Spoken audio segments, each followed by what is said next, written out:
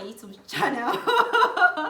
Yeah, I mentioned in my previous video about how to get your dream job. I'm sure the video is going to be long, so I'm going to do a part 2. So this is the part 2 of the video. If you've not seen the part 1, I'll just put the link somewhere in this video and maybe in the description box. But so it's just a continuation of the things I discussed in the previous video, and you know, just the concluding part. So let's see how it goes. A couple of companies I applied for had a phone interview with me. So in this respect, get your elevator pitch ready, guys. If you don't know what an elevator pitch is, it's more like, okay, you just meet your, let's assume that you meet the MD of this company that you've been dying to work with, this Amazon, Google, just meet the MD in an elevator, so to speak. What are you going to tell that MD that will make the MD want to call you back, or make the MD be interested in having a conversation with you, or make the MD want to stay to listen to what you're saying? That is what an elevator pitch is. So it's more like a 1 minute, 2 minutes definition of yourself, so to speak, or you know, that will get your interviewer or your employer to be interested in meeting you, or interested in wanting you, or interested in going further about you. Now, don't just see elevator speech as just, you know, the phone interview like I mentioned it. Some will just call you on the phone, they just want to meet you just briefly, to just evaluate you before they are even asking you to come for whether either a physical interview or your test or whatever it is you're going to be doing. Now, some might not necessarily do that, but trust me, one of the very first questions you're going to get at your interview is going to be, tell us about yourself. Now, this is not, my name is Adela, I went to primary 2, I am in primary 3, in primary 4. No, this is where you own the room. This is where you give, you know, you give them a kind of chakra. Like, they have to know that, yeah, Ejala has landed. Like, you are here to take over. So you have to put together a very quite short but detailed or packed, that yes, they want to listen to you, they want to hear what you have to say. Now, don't make it all, okay, should I say all boring? Start from, okay, from your schooling down to even things you do outside of work. You know, relate what you do outside of work to still functioning at work. What do I mean by that? Okay, so now you went for this interview and the question is like, okay, tell us about yourself. Now, you're someone that probably love seeing movies, so you can just relate to, there may be one of the mission of the, or vision statement, or one of the core values of the company is like diversity, or kind of. So you can, okay, so at the outside of work, I love seeing movies. It helps me to understand how relationships function in other environments outside of my own environment, and it also, you know, help improve my communication skills, and you know, just something in that line. So you shall see movies that are not related to your country or your, you know, the language you're used to, and that kind of like give you an insight into how other country behave, which is one of the reasons why I'm interested in kind of organization that is also you know, diverse, where I can literally interact with this people that have seen their culture in a movie, something like that. You know, it's still your inside your elevator pitch. Yes, it's inside your elevator pitch. So what I'm just trying to say is, you know, your elevator pitch is 1 minute, 2 minutes, but it is packed. So you are talking about your school, not because you studied economics and you graduated with a 2-1. We know that one. You are okay. While you were studying the economics, what some of the things you did, just speak it out. Do you understand?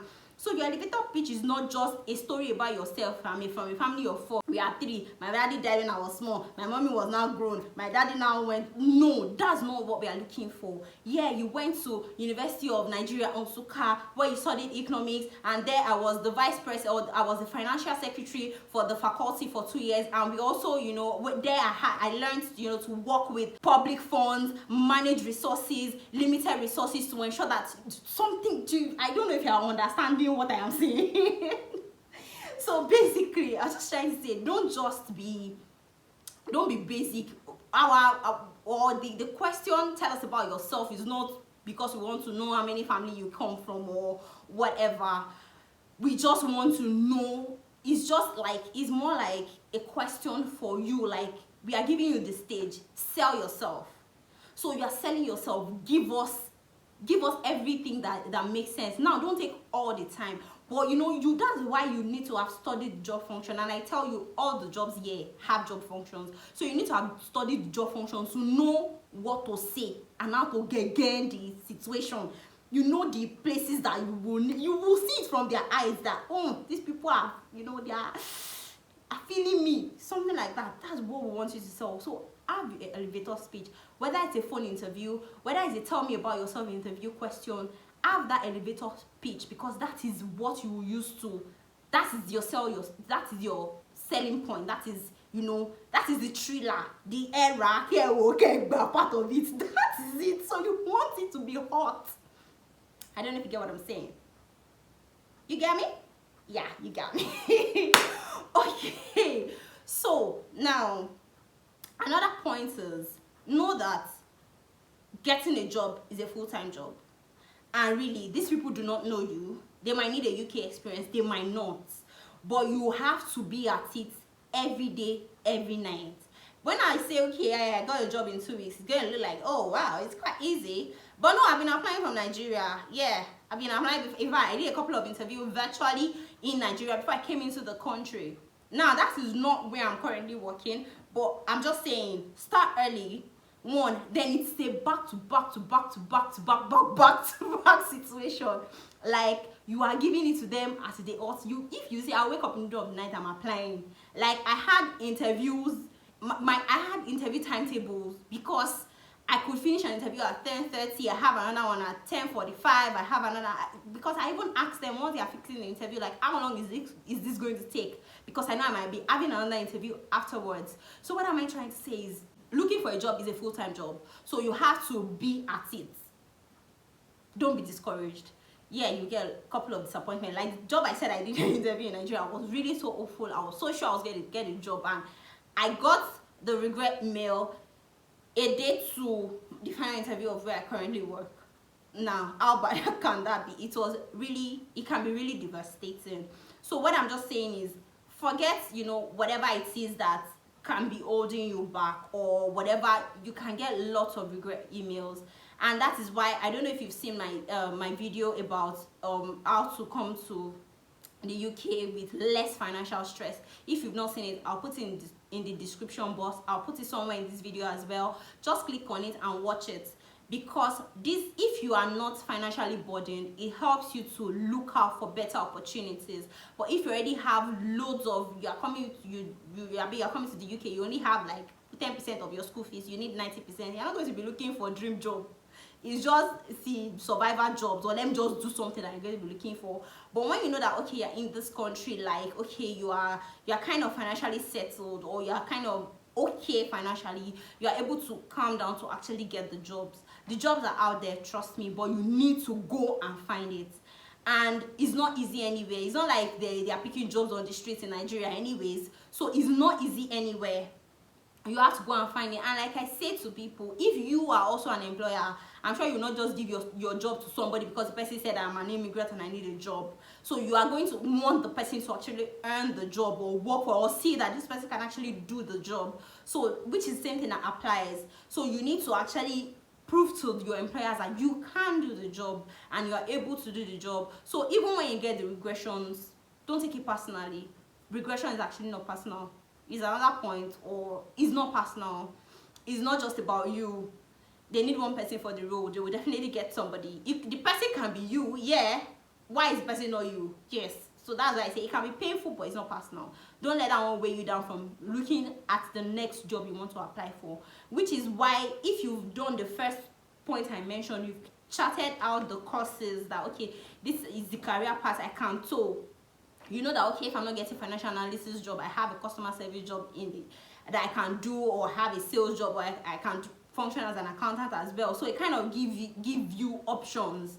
Do you get? And you know that, okay, well, maybe I can do customer service job pending when I get my dream job, or when I get the financial analysis job I'm looking for. I don't know if you get what I'm saying. So I'm not saying you should settle. I'm just saying, these are careers that you can also pursue, and they are not menials, they are full-time jobs. You are comfortable, they'll pay you well, and yeah, there is good reward for labor. You are not just laboring away. So nobody is like, okay, you're a plumber, duh, no. Like, you're a plumber, yes, but you're doing good. You're a plumber, yes, but no, it's not. So you're not to be sidelined or something. So you have good reward for your labor. So this is a place that you know that, okay, let me, if these are the career paths I can look into, yeah, okay, maybe let me just take this job, pending in time I will get another one.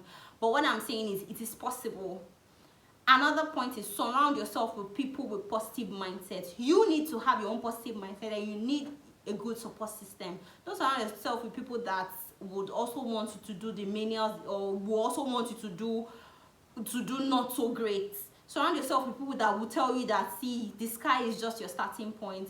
Like my husband used to say, that the people that you surround yourself with when you immigrate will determine how far you will go. If you surrounded yourself with people that you know they are also just doing menials and all that, that is more like what you'll be tilted to, because that's the information you have around you. If you surround yourself with people that, okay, maybe they even came from with tier 2 from the country, from Nigeria, you know that you said, even though you did not come from tier 2, it kind of puts you on your toes to say, okay, they will have information about companies that can sponsor you and all that. So really surround yourself with people that want you to succeed as well, that will give you the information that you need, that are not going to make you feel bad that you're not yet achieving what you should be achieving. And like I tell everybody, everybody's story is different. 99% of my friends are in the UK came with tier 2 visa. I did not come with a tier 2 visa. So if it's that one, I should be looking down and sad and be like, hey God, why me? But no. So the fact that, okay, I got my job in 2 weeks doesn't mean someone else will get their job in 2 weeks. But the point is, you can do it. You follow these tips. Now, I'm not saying this is exhaustive, no. But at least this is what I know I've tried. What I know that, okay, could also help you to get your job. Start early, you know. Decide on the career path you want to go with. Pay attention to job description. It is very, very important. Prepare your elevator pitch. Interview is very, very practical. Use social media. Like, use social media. Like, social media is very key. LinkedIn, Twitter. I know someone that got a job via Twitter, Facebook, Instagram, all these people that, okay, UK Jackpot community, this one, that one, follow them, put it there. They have, because these are the places you also get information. You might not know everything by yourself, but these are the people that have done the research for you, and they can just put it out there. Click on gov.co.uk, you can get a job. Click on civil service job, read Indeed, Total Jobs, all these things. Like, before I left Nigeria, I was already on Total Jobs, I was already on Indeed, like, KPMG UK, but their career site, like I was there. But what I'm just saying is, you already know the companies you want. Go to their career site, apply and apply. They might not call you, just keep applying. All the roles you feel you can function in, apply for all of them. Go to LinkedIn.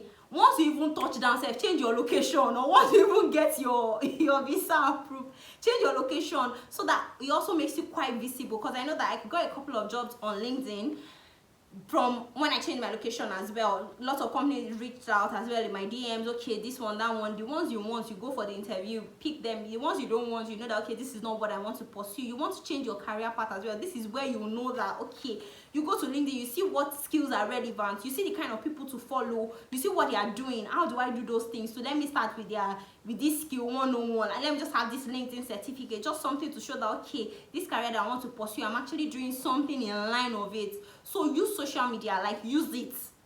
Nigeria Mom UK, all the social media platforms, UK Jackpot Girl, something, just go there, just have all this, just Google UK immigration, UK one.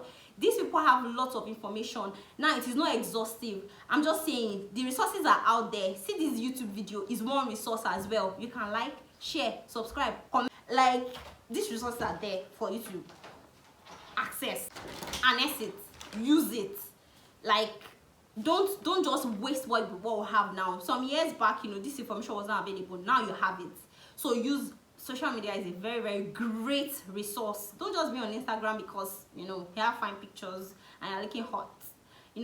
Go there to also get necessary information so that you're landing. Even on some of these platforms, they will tell, okay, people that are in this country, show yourself. People that are in this state, show yourself. People that are in this part. So even at times, maybe before you even land, you already have friends in that environment, or you already have people that you can relate with, so to speak, in that can tell you, okay, this is how accommodation is, or this is what this is, or this is what. So what I'm just saying is, you use social media is a great resource, like a wonderful. Invest in your mindset to know that, you see, there is nothing is sure. Nothing is certain. Yeah, so the fact that you feel that, okay, back home you also have something that looks quite certain, nothing is certain. It was just one night some people acquired some banks or something. Anything can happen to any. So if basically, I'm just saying, if immigration is on your list, you just have to make it work. You just have to want it enough to make it work, and by so doing, you will get it far better than what you even think that you can achieve. You're still a local champion where you are. When you step out, you will know that you can actually do more than what you are doing back home. And yeah, me, I am rooting for you. Like, hey, go there. Like, I want you to post in the comment section, like, okay, yeah, I got my job and I got this, I got that. And anyway, me, I can also help. See, I am down to help, to offer my own assistance in my own little way. I'll put the links to some of the job sites that I know that I've used as well. I'll put the links in the description box as well. You can check them out. Some of them already even have this easy to apply. Once you upload your CV, you know, you kind of have, you can just, they will just even filter and give you related jobs that fit what you already, the jobs that you say you're interested in. One last point before I go. Now, I've mentioned before an elevator pitch. Now I want to mention another thing. It's called a cover letter. Yeah, I know that back home we necessarily do not have a cover letter, or we necessarily do not use it. But here, although it's always optional, most times it's always optional, but I'll advise you, don't leave it blank. Don't just say it's a cover letter, just leave it blank.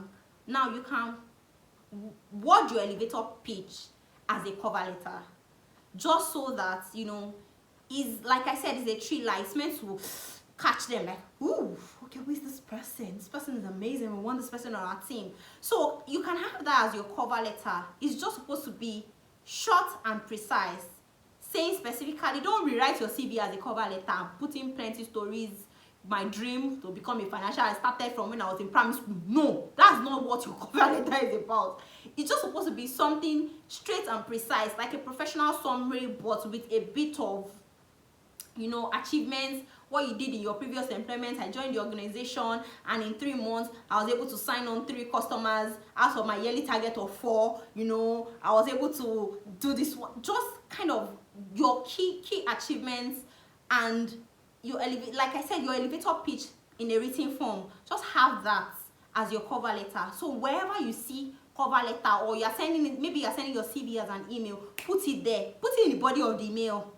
But let there be something to want them to want you. That's what you're trying to do. You're trying to sell yourself. You've seen movies where they just like, okay, there's this thriller and you're just interested in, oh, I want to get it out. You see, you saw how King of Boys made you interested even before you saw it, or Blood Sisters, if you saw the trailers. What I'm just trying to say is, this thing is supposed to get them to want you. So try to put your best foot forward. Don't wait for when I get to the interview, I will impress them. Impress them now that they cannot wait to have you at the interview. Do you get what I'm saying? So don't leave your cover letter spot blank. Now, just a bonus hint. Your employment, or in your CV, try to take out the Nigeria in it.